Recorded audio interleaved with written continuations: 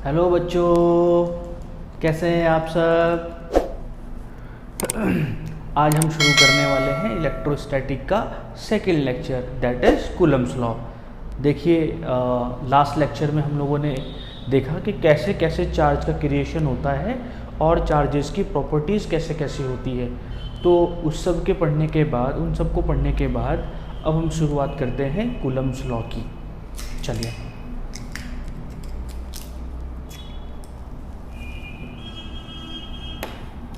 देखिए coulomb law हमें क्या बताता है। चलिए शुरुआत करते हैं। कूलम्स लॉ,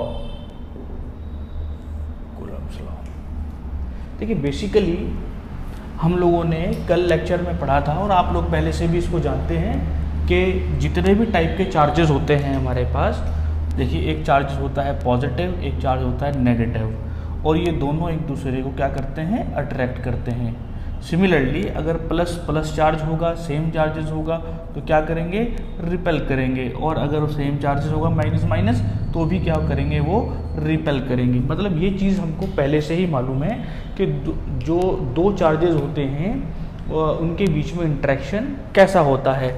मतलब प्लस माइनस होगा, डिफरेंट चार्जेस होंगे तो अट्रैक्ट करेंगे, और सेम चार्जेस होगा तो रिपल्शन होगा। इतना तो हमको मालूम है। तो कूलम्स लॉ हमको क्या बताता है, देखिए बेसिकली कूलम्स लॉ जो है हमको इंट्रैक्शन देता है, हमको बताता है interaction between two charges. Interaction between two charges हमको इंट्रैक्शन बताता है, इंट्रैक्शन देता है। इंट्रैक्शन का मतलब कि इंट्रैक्शन का मतलब होता है यहाँ पे फोर्स, फोर्स बताता है। दो चार्जेस के बीच में लगने वाला फोर्स को हमको कौन बताता है, कूलम्स लॉ। ओके, जैसे यहाँ से पता लग रहा है कि अट्रैक्शन भी होगा और रिपल्शन भी होगा, तो सिमिलरली चार्जेस के बीच में, चार्जेस तो पढ़ा है ना, कल हम लोगों ने चार्जेस पढ़ा था कि कैसे एक एटम से इलेक्ट्रॉन बाहर निकलता है और कैसे कैसे वो चार्ज का क्रिएशन होता है। ये सब हम लोग पहली क्लासेस में पढ़ चुके हैं और पिछले लेक्चर में भी हमने पढ़ा था। तो ये जो चार्ज है हमारे पास, इनके बीच में यानी प्लस माइनस या माइनस माइनस या प्लस प्लस के बीच में लगने वाला फोर्स की जो वैल्यू होगी वो हम इस लॉ से फाइंड करेंगे। तो हमको क्या बताता है, ये इंट्रैक्शन बताता है। ओके, तो यहाँ से हम शुरुआत करते हैं। देखिए कूलम लॉ हमें बताता है कि मान लीजिए हमारे पास एक चार्ज ये है, एक चार्ज ये है जिसकी वैल्यू मैं कहता हूँ Q1, पॉजिटिव चार्ज इसको ले लेते हैं। नेगेटिव भी ले सकते हैं, आपको ऐसा दिक्कत वाली बात नहीं है, आप नेगेटिव भी ले सकते हैं, लेकिन आसानी के लिए हम ऐसा मान लेते हैं कि एक चार्ज हमारे पास है Q1 और दूसरा चार्ज हमारे पास है दिस इज Q2, दोनों के दोनों पॉजिटिव चार्ज है। और इसके सेंटर से इसके सेंटर की डिस्टेंस जो है इसको हम बोल देते हैं R, this is separation, this is separation, separation between charges. ध्यान रखिएगा, सेंटर टू सेंटर है ये, किससे होगा, सेंटर से लेके सेंटर तक। एक बात और ध्यान रखिएगा यहाँ पे कि यहाँ पर कूलम लॉ ने इन चार्जेस को क्या बोला, these are point charges, these are point charges. देखिए पॉइंट का नाम तो नाम से ही हमको पता लग रहा है कि वो पॉइंट होगा, बहुत छोटा होगा। मान लीजिए मैं इसको ये पॉइंट बनाता हूँ तो ये क्या चीज़ है, पॉइंट है। तो क्या आप उसी से कंसिडर कर रहे हैं इसको कि पॉइंट चार्ज? नहीं, ऐसा बिल्कुल नहीं है, वो डिपेंड करता है इनके सेपरेशन पे। देखिए ज़रा, मान लीजिए हमारे पास दो छोटे छोटे चार्ज हैं, दो छोटे छोटे चार्ज हैं, तो इनको तो हम नॉर्मली पॉइंट चार्ज कहते ही हैं। मान लीजिए हमारे पास एक इतना बड़ा बॉल की तरह का चार्ज है, कोई बॉल की मेटालिक बॉल हमारे पास होती है, जैसे फुटबॉल टाइप है, इतनी बड़ी कोई मेटालिक बॉल है, तो क्या आप उसको पॉइंट चार्ज बोलेंगे? बिल्कुल नहीं बोलेंगे, इसको पॉइंट चार्ज बिल्कुल नहीं बोलेंगे। लेकिन ये जो मेटालिक बॉल है ये भी पॉइंट चार्ज हो सकती है। उसकी कंडीशन ये है कि आप उन पॉइंट को, उस मेटालिक बॉल को बहुत दूर रखें एक दूसरे से। जब हम दो चीज़ों को बहुत ज़्यादा दूर कर देते हैं एक दूसरे से, तो वो एक दूसरे को बहुत छोटे छोटे दिखाई देना शुरू हो जाते हैं। तो बिल्कुल वही कंसेप्ट यहाँ पे लगाना है कि जो बड़े चार्जेस हैं उनका अगर सेपरेशन बहुत बड़ा कर दिया जाए तो वो चार्जेस भी पॉइंट चार्जेस कहलाते हैं। ठीक है, तो ध्यान रखिएगा, अगर ये बड़े चार्जेस हैं तो R बहुत ज़्यादा होगा, अगर ये छोटे छोटे चार्जेस हैं तो इनकी डिस्टेंस छोटी भी हो सकती है और बड़ी भी हो सकती है।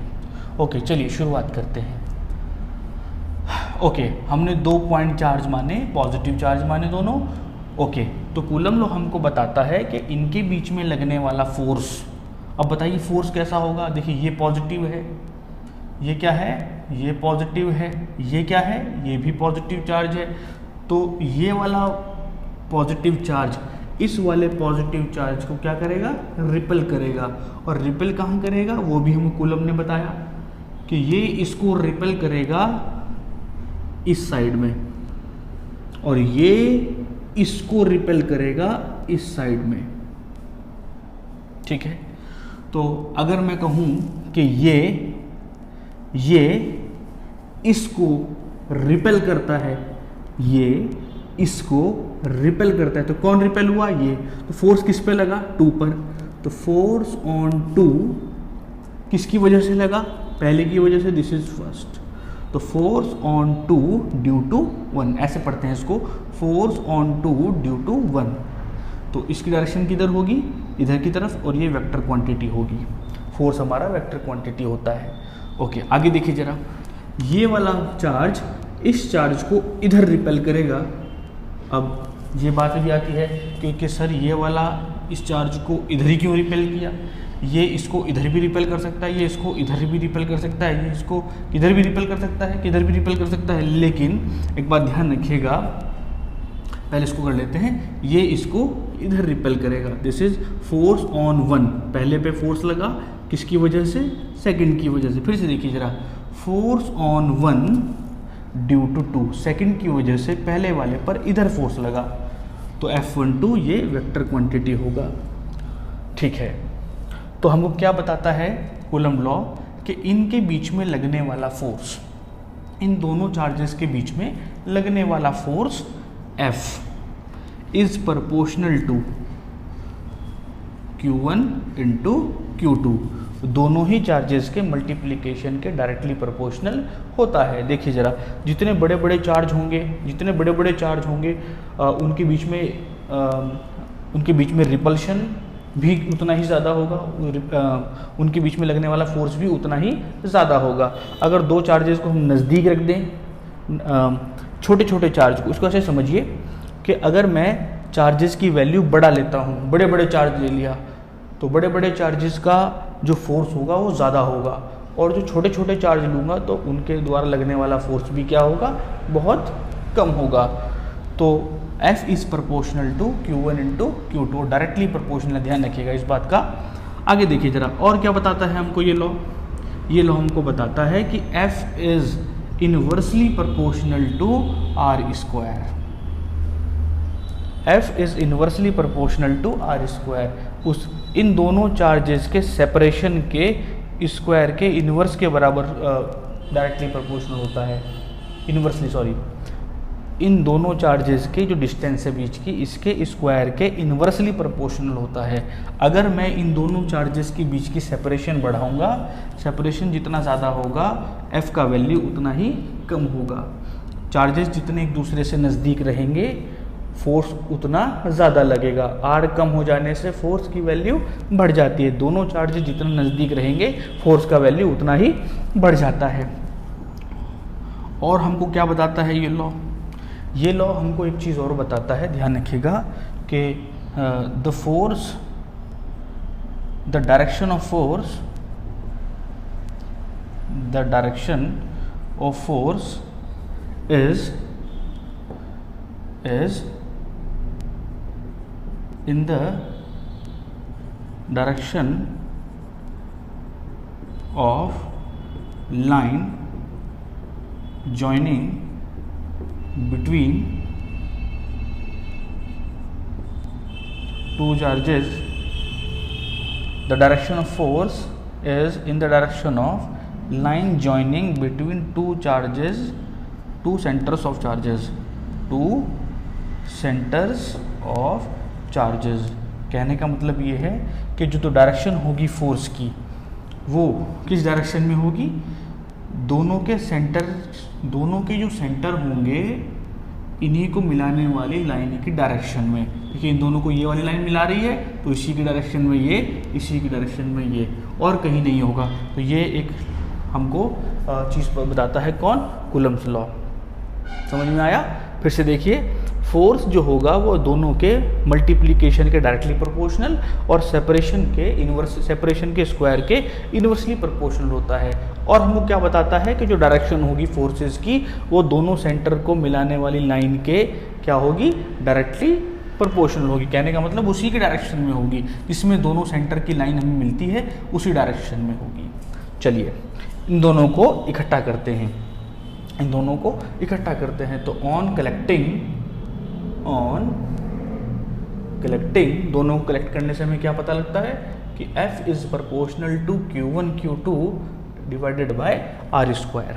नाउ अब इस प्रोपोर्शन के साइन को उठाते हैं तो F एक कांस्टेंट लेके आते हैं small k, that is Q1 Q2, और यहाँ पे क्या आ जाएगा R स्क्वायर। ये है हमारा कूलम्ब्स लॉ। कितना आसान है देखिए, फिर से देखिए, F is proportional to Q1 Q2 by R square, और F is equals to proportional के साइन को हम किससे हटाते हैं, स्मॉल k से, और small k Q1 Q2 by R square. ये है हमारा कूलम्ब्स लॉ।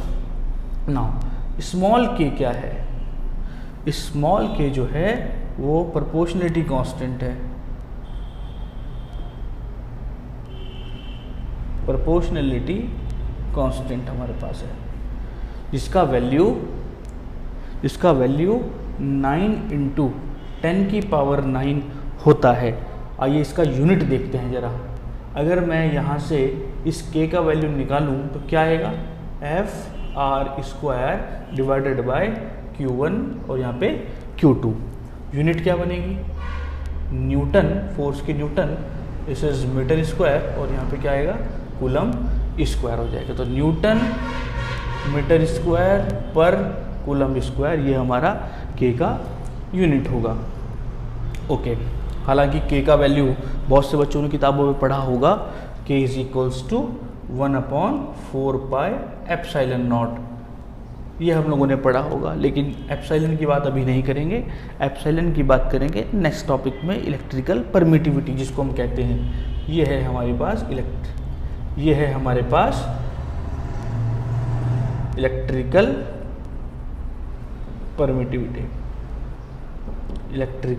परमिटिविटी हमारे पास है ये। इसकी बात बाद में करेंगे। तो फिर से देखिए जरा, k का वैल्यू k क्या है, प्रोपोर्शनलिटी कांस्टेंट, जिसका वैल्यू कितना होता है 9 इंटू 10 की पावर 9।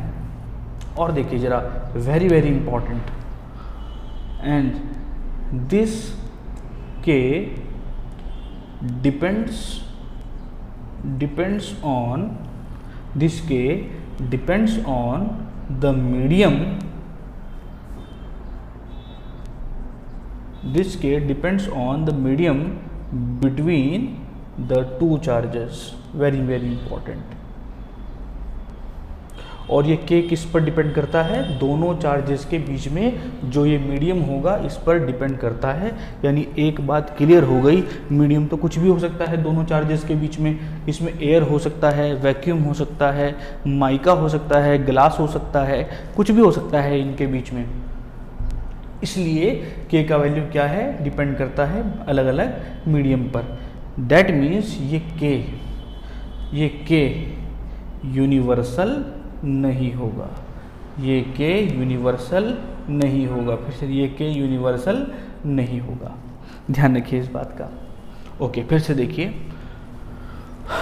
दोनों चार्जेस के बीच के सेपरेशन के डायरेक्टली प्रोपोर्शनल और दोनों चार्जेस की वैल्यू के मल्टीप्लिकेशन के डायरेक्टली प्रोपोर्शनल और सेपरेशन के स्क्वायर के इन्वर्सली प्रोपोर्शनल कूलम्ब लॉ होता है। बड़ा आसान सा हम लोगों ने देखा। ओके, यहाँ से एक चीज़ और देखिएगा, यहाँ से एक चीज़ आप लोग और देखिए कि k ने हमको क्या, कूलम्ब ने हमको क्या बताया, फोर्स, जिसका value F is equals to k Q1 Q2 by R square है।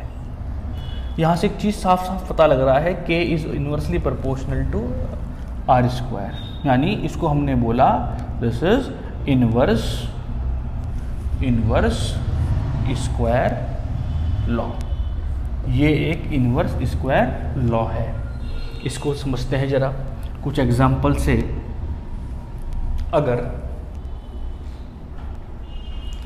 अगर मैं इन दो चार्जेस के बीच का डिस्टेंस, इन दोनों चार्जेस के बीच का डिस्टेंस 2 गुना बढ़ा दूं, एफ आर बढ़ाकर कितना कर दिया, 2r कर दिया, डिस्टेंस कितना कर दिया, डबल कर दिया, तो फोर्स कितना हो जाएगा। फिर से देखिए, r को मैंने कितना किया 2r, r को मैंने कितना रखा 2, तो 2 का स्क्वायर कितना होगा 4, तो 1/4 आंसर आ जाएगा। तो फोर्स हमारा कितना हो जाएगा 1/4 टाइम्स हो जाएगा। तो फोर्स रिड्यूसेस बाय F/4। समझ में आया। फिर से देखिए, अगर मैं r को बढ़ाकर, देखिए दूसरा एग्जांपल, अगर मैं r को बढ़ाकर 3r कर देता हूँ, देखिए डिस्टेंस, सिंपल सी बात है, अगर मैं डिस्टेंस बढ़ाता हूँ तो फोर्स का वैल्यू कम होगा। कितने टाइम्स कम होगा, स्क्वायर टाइम्स कम होगा। अगर मैं r को 3r कर दूँ तो कितना हो जाएगा फोर्स, F कितना हो जाएगा, F घटकर रखें 3r का स्क्वायर करेंगे तो क्या आएगा आंसर नीचे 1/9, 3 का स्क्वायर कितना आएगा 9, तो फोर्स कितना हो जाएगा F/9, घटकर कितना हो जाएगा 1/9 हो जाएगा। ठीक है, इस फोर्स का 9 टाइम्स हो जाएगा, 1/9 टाइम्स हो जाएगा। ओके, तो फोर्स घट गया 4 टाइम्स है। अगर आप बताइए, अगर मैं रेडियस को, यानी रेडियस सॉरी, दो चार्जेस के बीच का डिस्टेंस को अगर मैं 1/2r कर दूं, आधा कर दूं, अगर मैं दोनों चार्जेस के बीच का डिस्टेंस को आधा कर दूं, तो बताइए फोर्स बढ़ेगा या घटेगा, बढ़ेगा। ठीक है, दोनों चार्जेस के बीच का डिस्टेंस अगर मैं कम कर दूं तो ये फोर्स का वैल्यू क्या होगा, बढ़ जाएगा। फोर्स का वैल्यू कितना बढ़ेगा, देखिए अगर मैं 1/2 इसकी जगह रखूं तो F ये कितना आएगा 1/2 का स्क्वायर, दैट मीन्स ये 2 कहाँ चला जाएगा ऊपर, यानी 4 टाइम्स बढ़ जाएगा। यानी स्क्वायर टाइम्स ही बढ़ता है और स्क्वायर टाइम्स ही घटता है। अगर मैं जितने टाइम, अगर मैं इसको बढ़ाऊंगा तो उसका स्क्वायर टाइम घट जाएगा, और अगर मैं इसे घटाऊंगा तो उसका स्क्वायर टाइम बढ़ जाएगा। इस बात को ध्यान रखिएगा, और ये अक्सर करके क्वेश्चन जो है बोर्ड्स में आते हैं इस तरीके के। आजकल जैसे अब ऑब्जेक्टिव टाइप का पैटर्न आ चुका है, तो उसमें इंपॉर्टेंट तरीके से सवाल ऐसे आते हैं, घुमा सकता है क्वेश्चन को। वो कह सकता है आपको कि अगर इन दोनों फोर्सेस के, इन दोनों चार्जेस के बीच के फोर्स को मैं 4 गुना करता हूँ तो रेडियस कितना हो जाएगा, डिस्टेंस कितना हो जाएगा। फोर्स को मैं बढ़ाऊंगा तो ऑब्वियसली डिस्टेंस कम होगा, तो 4 गुना बढ़ा तो आधा हो जाएगा, उसका मतलब उसका स्क्वायर टाइम्स क्या हो जाएगा, कम हो जाएगा। ठीक है, अंडर रूट टाइम्स क्या हो जाएगा, कम हो जाएगा। कर सकते हैं आप इससे। ठीक है, चलिए अब देखते हैं जरा हम Coulomb's law in vector form.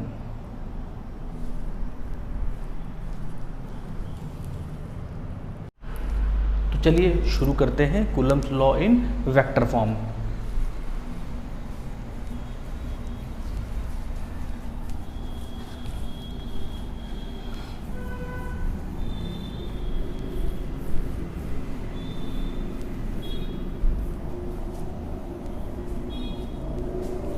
चलिए, Coulomb's law in vector form. बच्चे अक्सर जो है, काफ़ी बच्चे जो है इससे डरते हैं, इस वेक्टर फॉर्म से। ये तो बल्कि बहुत आसान है, ये बस थोड़ी सी चीज़ जाननी होती है, हल्की सी चीज़ जाननी होती है और ये डर खत्म हो जाएगा अपने आप। तो चलिए खैर, Coulomb's law in vector form. Vector के नाम से कान तो नहीं खड़े हो गए बच्चों हम लोगों के। देखिए जरा वेक्टर फॉर्म, देखिए जरा, वेक्टर तो आप लोगों को मालूम ही है। देखिए यहाँ पर हम क्या करते हैं, मान लीजिए ये हमारे पास एक कोऑर्डिनेट सिस्टम है, ये हमारे पास एक कोऑर्डिनेट सिस्टम है, और ये इसका ओरिजिन होगा ओ जिसको हम कहते हैं, और ये हमारे पास एक्स एक्सेस, ये हमारे पास वाई एक्सेस, और ये हमारे पास जेड एक्सेस। ठीक, इससे आसान तरीका भी है वैसे, लेकिन पहले इसको कर लेते हैं जैसे बुक में दिया रहता है। डेरिवेशन, तो वैसे कर लेते हैं, फिर इसका आसान तरीका बताऊंगा। देखिए एक्स वाई जेड ये हमारे एक्सिस हैं। ओके, देखिए इसको ऐसे मानिए कि ये हमारे पास ऐसे है, एक्स एक्सिस, वाई एक्सिस और ये जेड एक्सिस। तो स्पेस में कोई दो चार्ज रखे हैं, 3 डायमेंशनल स्पेस में कोई दो चार्जेस रखे हैं। अब इसको मैं हवा में तो दिखा नहीं सकता बोर्ड पे, तो हम क्या करते हैं, इसको ऐसे मान लेते हैं कि एक चार्ज हमारे पास ये हो गया, एक चार्ज हमारे पास ये हो गया। ओके, इस चार्ज को हम बोलेंगे चार्ज नंबर 1। क्या बोला? Charge number 1। और इस चार्ज को हमने क्या बोला? Charge number 2। ओके, इस चार्ज का नेम क्या होगा? A। इस चार्ज का नाम क्या होगा? B। इसको अब यहाँ से लेकर यहाँ तक इसका डिस्टेंस कितना होगा, यानी डिस्टेंस कितना होगा ओरिजिन से लेके A तक, जिसको हम कहते हैं this will B R1 vector. ये R क्या होता है? R आप लोगों को बच्चों मालूम है कि डिस्प्लेसमेंट वेक्टर पढ़ते थे ना, डिस्प्लेसमेंट वेक्टर पढ़ते थे हम लोग, याद आ रहा है? R is equals to R vector is equals to x i cap plus y j cap plus z k cap, ये पढ़ते थे आप लोग। तो ये वाला डिस्टेंस है, एक तरीके से समझ लीजिएगा आप लोग, R1 वेक्टर।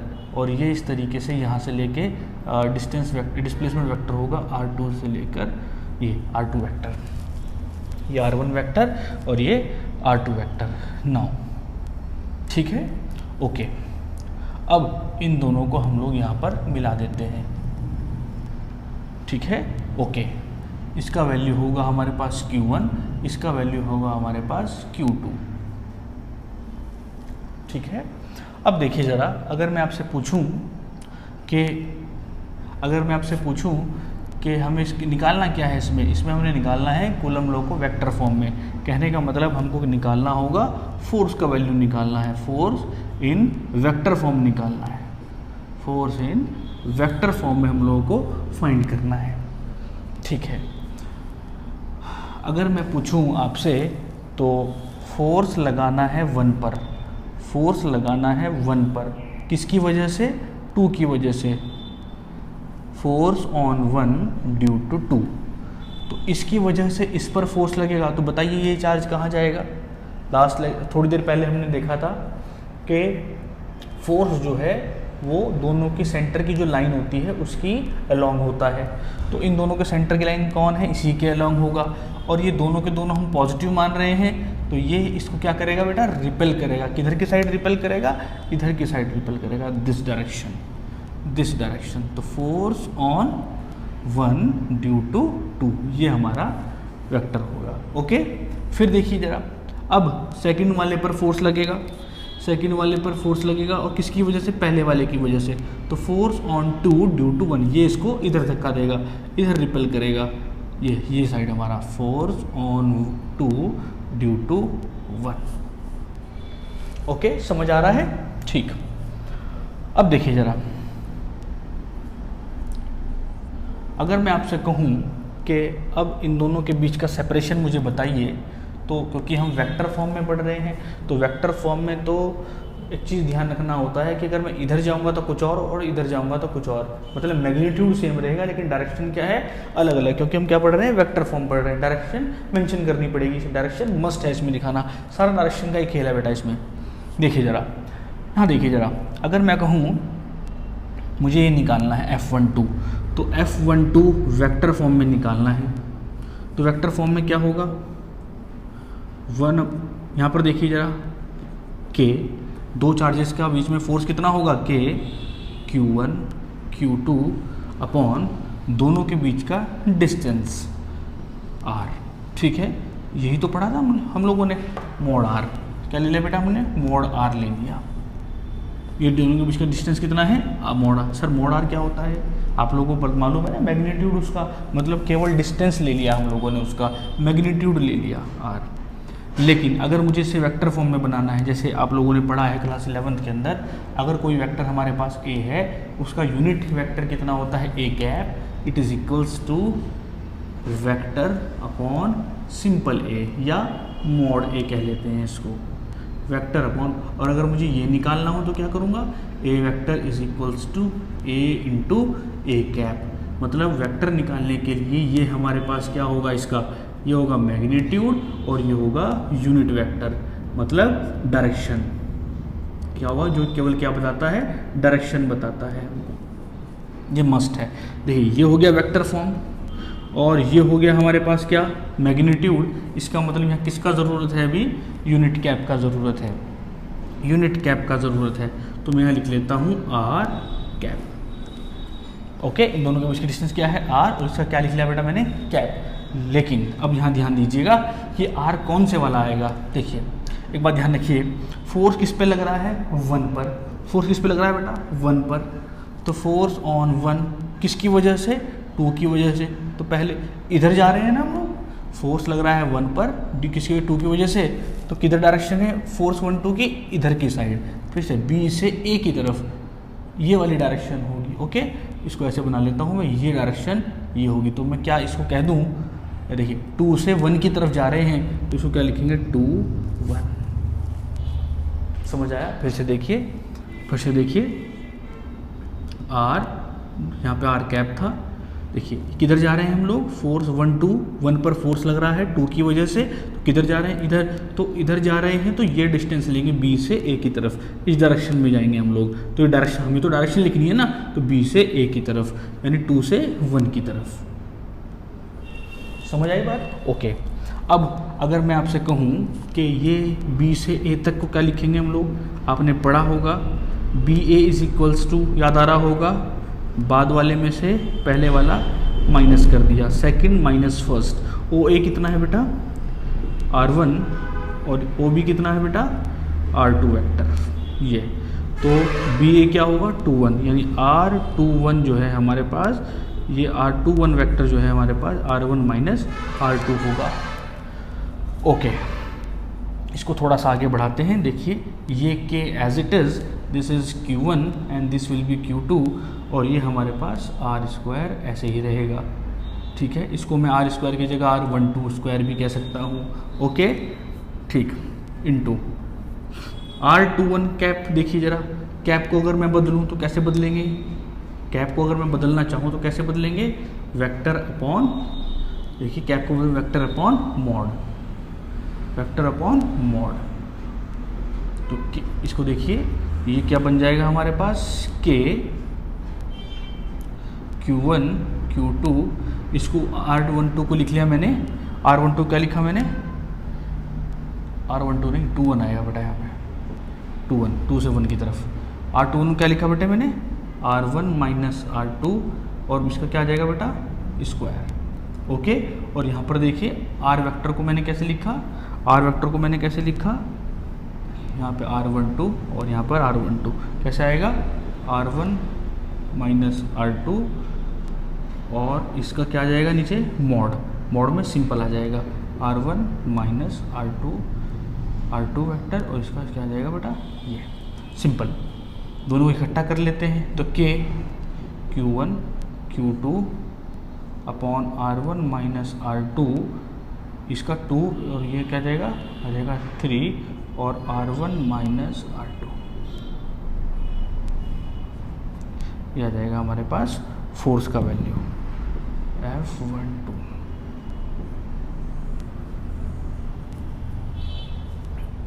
समझ आया, ठीक है।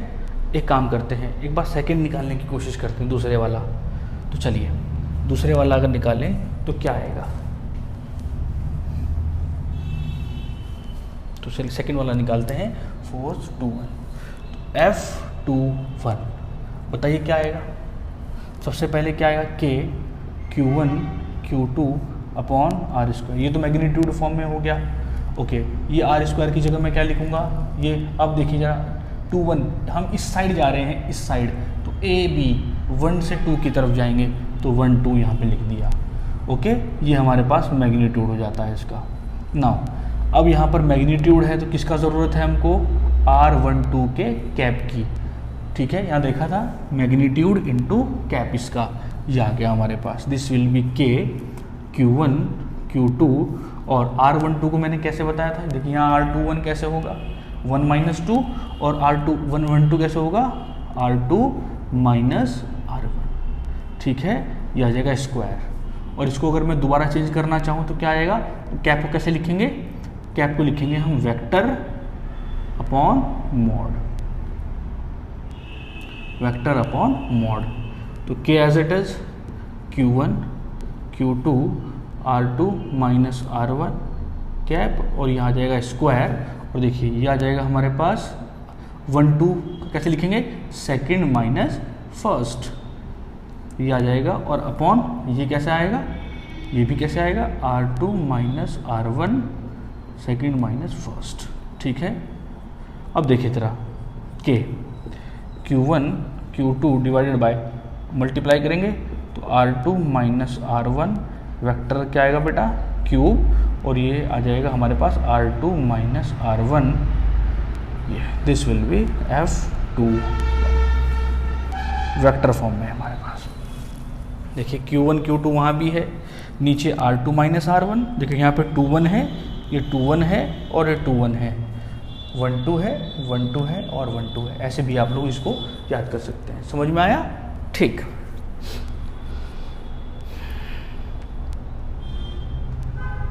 ओके, इसका एक आसान तरीका वैसे है, जिसको हम शॉर्टकट तरीका भी बोलते हैं। इसको कहाँ जा रहे हो भाई, ओके ओके, इसका एक शॉर्टकट तरीका भी हम लोग याद कर सकते हैं, इतना लंबा मेथड इस्तेमाल ना करके हम लोग इसको ऐसे भी कर सकते हैं। देखिए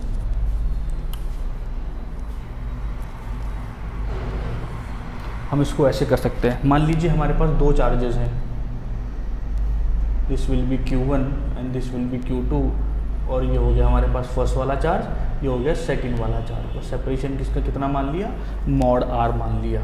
ओके, तो देखिए जरा, फोर्स ऑन 1 ड्यू टू 2 किधर जाएंगे, F12, force on 1 due to 2, और फोर्स ऑन 2 ड्यू टू 1 कितना जाएगा, F21, ये इधर की तरफ जाएंगे। ओके, नाउ इसको देखिए, सेपरेशन बीच के चार्जेस से कितना है, ये मॉड R होगा। अगर मैं इधर से इधर जाऊंगा, इधर से इधर जाऊंगा तो क्या होगा, इधर से इधर जाऊंगा तो R21, तो जहाँ पर हम 1 2 फोर्स लेंगे उसकी डायरेक्शन इधर है, तो हमें डिस्टेंस ये वाला लेना पड़ेगा। समझ में आया, ये वाला डिस्टेंस लेना पड़ेगा, तो R2 से 1 की तरफ लेना पड़ेगा, और इसको कैसे लिखते हैं, R1 माइनस R2। समझ में आई बात। और अगर मैं फोर्स लूँगा 2 1, तो मुझे डायरेक्शन कौन सी लेनी पड़ेगी, ये वाली, तो ये डायरेक्शन कौन सी है, R1 2, 1 से 2 की तरफ हम लोग जाएंगे, यहाँ पे 1 से 2 की तरफ जाएंगे, तो क्या लिखेंगे, R2 माइनस R1, बड़ा ही आसान है। अब देखिए फोर्स निकालते हैं। सबसे पहले force on 1 due to 2 vector कैसे लिखेंगे, सबसे पहले K और Q1 Q2 अपॉन मॉड ये डिस्टेंस का स्क्वायर, ये हो गया हमारे पास कूलम्स लॉ। लेकिन वेक्टर है तो वेक्टर को तो हमें मालूम है ना, वेक्टर को कैसे लिखना पड़ता है, मैग्नीट्यूड इनटू यूनिट कैप। तो मैग्नीट्यूड हो गया इतना, यूनिट कैप कैसे लिखेंगे, यूनिट कैप मतलब R का ये हो गया। अब हम फोर्स 1 2 की बात कर रहे हैं, तो 1 2 के लिए डिस्टेंस ये वाला, मतलब ये, यानी इसका कैप, इसका कैप मतलब मैं इसको डायरेक्ट लिख लेता हूँ, R1 माइनस R2 का कैप लिख लेता हूँ मैं इसको ऐसे करके, इसका कैप आ गया। ओके, ये भी क्या होगा बेटा, 2 1 होगा, तो K Q1 Q2 अपॉन, इसको लिखा मैंने 2 1 को लिखा मैंने 2 1 को लिखा क्या है मैंने, R1 माइनस R2, ठीक है, इसका स्क्वायर, और इसको कैप को कैप को कैसे तोड़ते हैं, R1 vector, vector upon mod, vector upon mod, यानी R1 माइनस R2, और ये आ गया, इकट्ठा कर लिया, के Q1 Q2 दोनों का मल्टीप्लाई कर लिया, R1 R2, इसको क्या आ जाएगा बेटा, क्यूब आ जाएगा, और ये एज इट इज, ठीक है, हो गया, आ गया वही पुराने वाला, दिस विल बी F41, ठीक है। इसी तरीके से अगर मैं फोर्स 2 1 निकालना चाहता हूँ, तो F21 is equals to K Q1 Q2, बताइए 2 1 निकालना चाह रहे हैं, डिस्टेंस कौन सा आएगा, ये वाला मतलब 1 से 2 क्या लिखते हैं हम लोग, दिस, इसको लिख लिया R2 माइनस R1, ठीक है। और क्योंकि ये हमारे पास नीचे स्क्वायर होता है तो ये आ गया इनटू यूनिट कैप किसका cap unit R2 minus R1 का यूनिट कैप आ जाएगा। सॉल्व कर लेते हैं कि Q1 Q2 अपॉन ये आ जाएगा R2 माइनस R1 इसका क्या आ जाएगा स्क्वायर तो यही है, और जब कैप को बदलेंगे तो क्या आएगा वेक्टर अपॉन मॉड क्या आएगा R2 माइनस R1 का ये आ जाएगा हमारे पास वेक्टर अपॉन मॉड, इसकी मॉड से मल्टीप्लाई करेंगे तो कितना आ जाएगा F12 is equal to k Q1 Q2 multiply करेंगे R2 माइनस R1 का क्यूब आ जाएगा और ये R2 minus R1 as it is आ जाएगा। This will be F12। ठीक है, तो एक बार नोट डाउन कर लीजिएगा और इसकी प्रैक्टिस कर लीजिएगा आप लोग। ठीक है, स्क्रीनशॉट ले लीजिएगा इसका। ठीक है, तो जैसा कि हमने पढ़ा कि कूलम लॉ नॉर्मल फॉर्म में और वेक्टर फॉर्म में क्या होता है, अब वो क्या बताता है फोर्स बताता है। ठीक है, कि फोर्स बताता है, उसका मैग्नीट्यूड हमको देता है F is equals to k Q1 Q2 by R square divide by R square. अब ये बताइए हमने जो K का वैल्यू देखा था 1/4 पाई एप्सिलॉन नॉट, ये हमने K को बताया था जो कि एक प्रोपोर्शनलिटी कांस्टेंट है और ये है इलेक्ट्रिकल परमिटिविटी। तो नेक्स्ट लेक्चर में हम लोग किसके साथ मिलेंगे, इलेक्ट्रिकल परमिटिविटी के साथ हम लोग मिलेंगे। चलिए, थैंक यू सो मच।